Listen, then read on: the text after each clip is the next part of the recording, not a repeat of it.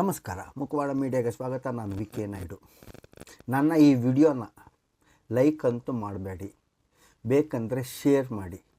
ಯಾಕೆ ಶೇರ್ ಮಾಡಬೇಕು ಅಂದರೆ, ಇಂಥ ಟ್ರಿಪ್ಗಳಿಗೆ ಹೋದಾಗ ಯಾವ ರೀತಿ ಜಾಗೃತರಾಗಿರಬೇಕು, ಎಷ್ಟು ಹುಷಾರಾಗಿರಬೇಕು, ಎಷ್ಟು ಕೇರ್ಫುಲ್ಲಾಗಿರಬೇಕು ಅಂತ ಜನ ಇನ್ನು ಮುಂದೆ ಆದರೂ ಕಲೀಲಿ ಅಂತ.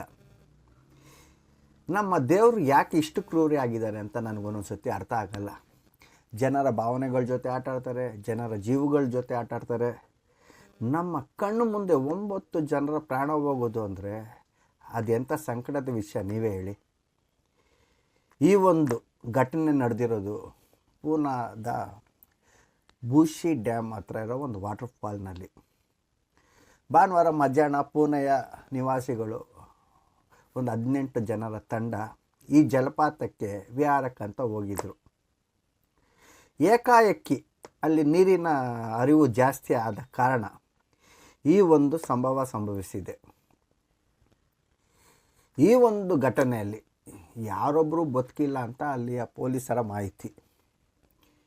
ನಮ್ಮ ಮುಖವಾಡ ಮೀಡಿಯಾ ಎಲ್ಲರಲ್ಲೂ ಒಂದೇ ಒಂದು ಮನವಿ ಮಾಡಿಕೊಳ್ಳೋದೇನೆಂದರೆ, ಇಂಥ ಜಾಗಗಳಿಗೆ ವಿಹಾರಕ್ಕೆ ಅಂತ ಹೋದರೆ ಆದಷ್ಟು ಜಾಗೃತರಾಗಿರಿ. ಏಕೆಂದರೆ ಯಮ ಮಹಾರಾಜ ನಮ್ಮ ಬೆನ್ನ ಹಿಂದೆಯೇ ಇರುತ್ತಾನೆ. ಎಚ್ಚರಿಕೆ.